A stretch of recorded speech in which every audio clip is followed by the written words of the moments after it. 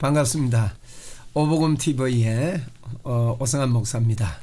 오복음 TV 성경 공부 우리 그 사도행전을 마쳤는데 사도행전 오늘 29장 요약과 또 우리의 그 삶의 적용에 대해서 좀 말씀을 드리려고 합니다. 사도행전은 참 놀라운 성경입니다. 그 사도행전을 통해서 우리 하나님께서 창조하실 때 그 하나님의 형상대로 만드셨다 그랬는데 예수님께서 십자가에 죽으시고 부활하시고 성천하신 이후에 성령님이 오셔서 우리 안에 하나님께서 들어오셨습니다.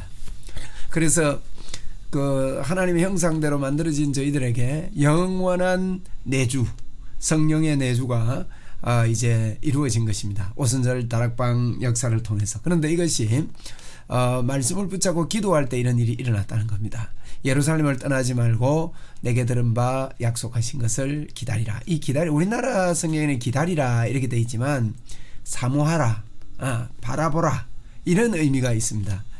그래서 우리가 예루살렘을 떠나지 말고 이 말은 예루살렘을 이제 우리 몸을 성전 삼고 우리가 그 요한계시록 보면 새 예루살렘인데 우리 안에 계신 그 성령님을 기다리라. 다른 말로 말하면 사모하라. 주님을 갈망하라. 이미 갈망한다는 말은 없는 걸 갈망하는 게 아니에요. 이미 오신 주님을 갈망하는 겁니다. 그래서 이것을 말씀에 약속하신 것을 붙잡고 갈망할 때 성령의 역사가 일어났고 성령으로 세례받으리라 그랬는데 성령님의 역사가 왔을 때 사도행전 2장 4절에 성령의 충만함을 받았다 이렇게 표현했습니다. 그래서 성령의 충만함이나 성령 세례나 같이 사용하고 있다는 걸 우리는 알 수 있고요. 그래서 우리 몸을 성전 삼고 우리 안에 오신 이 일이 사도행전을 통해서 성취되었는데 그 사도행전 1장 2장이 성령이라 그랬죠. 이 성령님이 어떻게 임재했는가, 어떻게 성령께서 우리 안에서 내주하던 그 성령님이 나타남이 되었는가, 이런 것들을 우리가 좀 생각을 해볼 필요가 있습니다. 어떻게 나타나게 되었습니까? 그들이 기도만 한 건 아닙니다. 그래서 오로지 기도에 힘썼다 이런 말씀도 있고 다 같이 모였다, 뭐 한 곳에 다 같이 모였다 그랬거든요. 1장 14절에 2장 1절에도 그랬고 그래서 한 곳에 다 같이 모였다. 그래서 열심히 기도했다. 이런데 기도만 한 게 아니라 1장 2장에 보면 베드로가요 그 기도하면서 일어난 상황들을 말씀으로 잘 이렇게 적응을 하는 겁니다. 그 말씀을 믿었어요. 가룟 유다의 죽음에 대해서도 시편의 말씀을 가지고 그에게 이제 그렇게 된 것은 예언된 대로다 그랬고 또 이제 그 2장에도요 이제 방언이 막 터지고 이러니까 이 사람들이 말이에요 세술에 취했다 그랬지 않습니까? 그때 즉시 베드로의 입에서 나오는 말이 뭡니까? 요엘 이야기가 나옵니다. 이 말은요 굉장히 그 성령을 기다리면서 요엘의 그 역사를 기다렸다는 거죠. 그걸 마음에 두고 있었던 거예요. 그래서 그 요엘에 하나님이 말씀하시기를 말세에 내가 내 영을 모든 육체에 부어주리니 너희 자녀들은 예언할 것이요 너희의 젊은이는 환상을 보고 너희 늙은이는 꿈을 꾸리라. 이 사도행전 2장 17절 말씀인데요.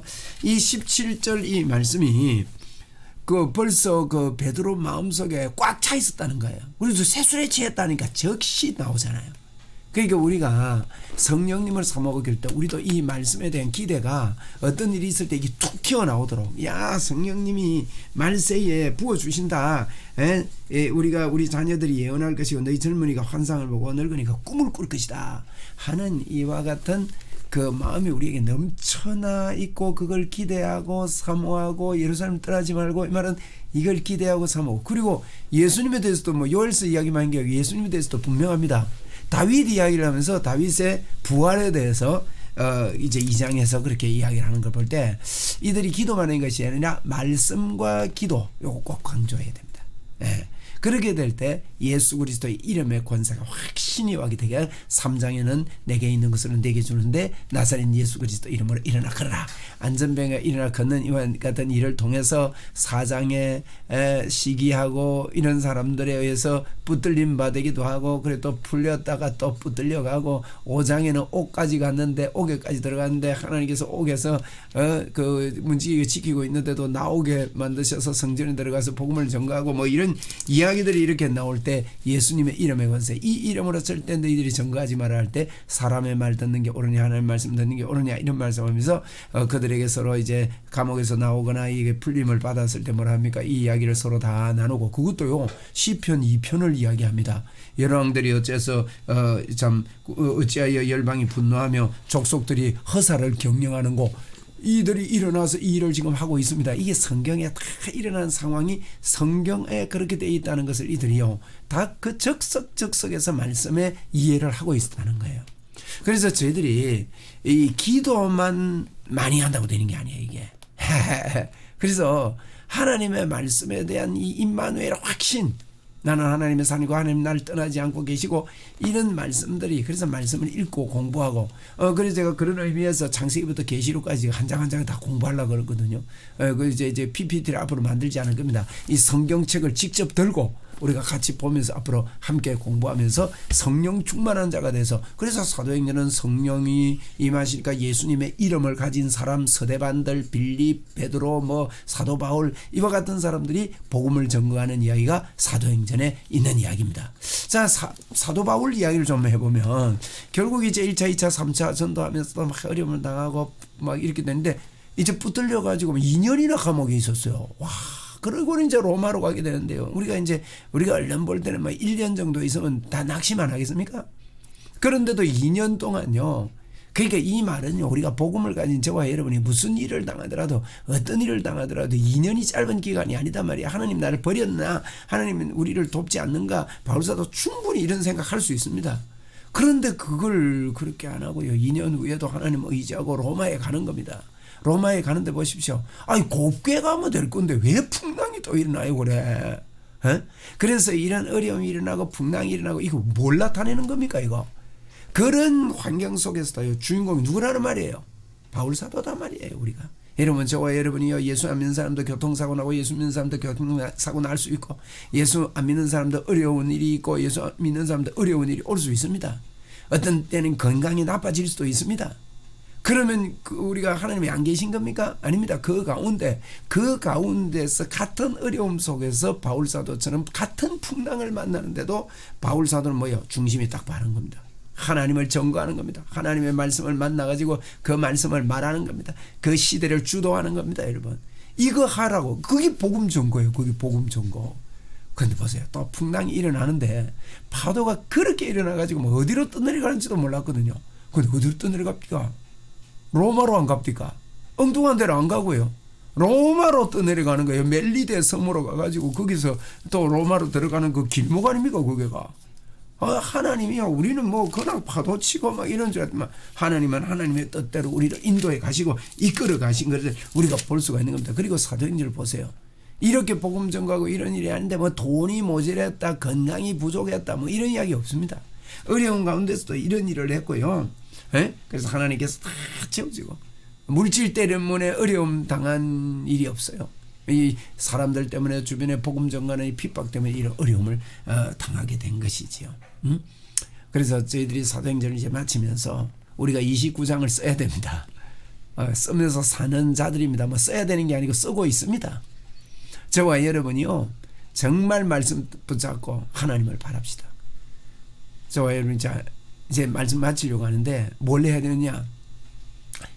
말씀을 붙잡아야 돼요. 말씀이 뭐예요? 예수가 뭐예요? 이 구원이 뭡니까? 구원은 우리 안에 임마누엘로 하나님의 의가 임했고 우리 안에 하나님이 함께 하시는 거예요. 그래서 이 임마누엘을 믿고 기도입니다. 기도 무슨 기도 할까요? 하나님, 나 하나님 의지합니다. 하나님 믿습니다. 하나님 바라봅니다. 여러분 이 기도를 계속 하세요. 주여 하나님, 나 하나님 바랍니다. 주여 하나님을 내가 바랍니다. 하나님만 바라봅니다. 하나님, 내 하나님 의지합니다. 하나님 의탁합니다. 이게 예루살렘은 떠나지 말고 내게 들으면 내게 기다리라는 거예요. 하나님이요, 하나님이요. 여러분 하나님 외에 도울 길이 있습니까? 하나님 외에 답이 있습니까? 잘 될 길이 있을까요? 절대 없습니다. 그래서 성령 하나님 저를 도와주시옵소서. 제가 도와주심을 믿습니다. 하나님 아버지 내 하나님 붙잡습니다. 여러분 하나님 붙잡는다고 간절히 기도하면 여러분과 저도 모르게요. 아 내가 하나님을 붙잡고 있구나. 성령님이 내 안에 계시구나. 이런 마음이 생겨서 예수님의 이름으로 이 땅을 살 수 있는 자가 되기 때문에 우리도 베드로처럼 바울처럼 빌립처럼 스데반처럼 주의 복음을 편만하게 전거하는 능력이 우리 속에 생기는 거예요. 오늘도 주 예수 그리스도 이름으로 선포할 수 있는 방법은 하나님의 말씀을 붙잡고 주여 내가 하나님을 바랍니다. 자, 한번 해보세요. 주여 내가 하나님만 붙잡습니다. 하나님을 바랍니다. 여러분 기도할 때요 하나님께 기도하면 되는 거예요. 하나님께 기도하면 됩니다. 여러분 여러 가지 일들이 우리를 주저앉히기도 합니다. 우리를 실망시키기도 하고 어렵게도 만듭니다. 그러나 우리 그렇게 합시다. 주여 하나님을 내가 바랍니다. 하나님을 바랍니다. 하나님을 의지합니다. 성령으로 나의 속에 오신 주 예수 그리스도를 의지합니다. 성령님이 나의 승리자가 되십니다. 나의 모든 것이 됩니다. 하나님이여 내가 하나님을 의탁하오니 우리 하나님께서 나를 붙잡아 주옵소서.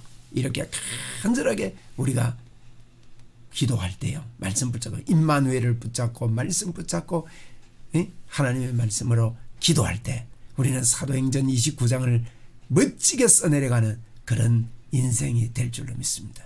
여러분 바울 사도가 또 베드로가 스데반이 빌립이 아무리 어려워도 언제 어느 때도 주의 복음을 전거했듯이 우리도 오뚜기 같은 그와 같은 믿음을 유지하고 주의 복음을 전거하는 저와 여러분 되기를 주의 이름으로 축원을 드립니다. 감사합니다. 오늘도 좋은 날입니다. 할렐루야.